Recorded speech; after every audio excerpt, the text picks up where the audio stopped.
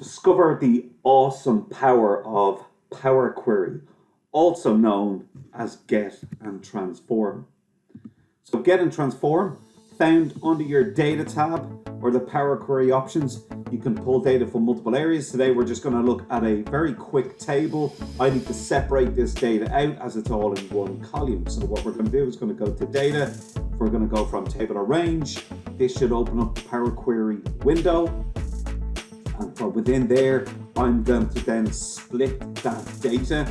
We could be using other options here, but what I love about Power Query is it records all your steps over here on the left-hand side or on the right-hand side. So you can see here, I'll take this column and I'll ask it to split it. How?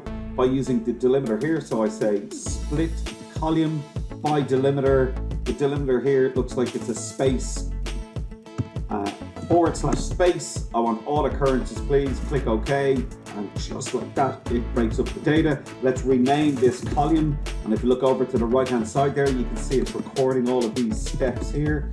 Category, and then we'll rename this one to region.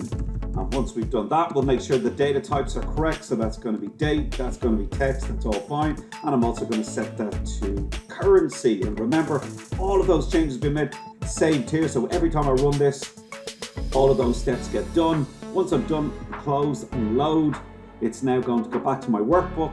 It'll create a new worksheet and create a new table with my lovely data split. So there's my original data, there's my new table. I have new data in, so you can see here, this data here has 9,905.95, and this should have exactly the same. So what happens if we get new data? Well, the lovely thing is I don't have to do any of the cleanup.